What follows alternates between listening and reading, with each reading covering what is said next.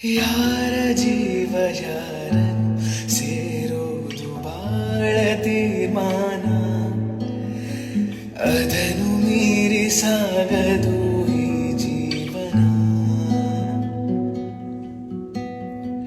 ಯಾರ ಹೆಜ್ಜೆಯ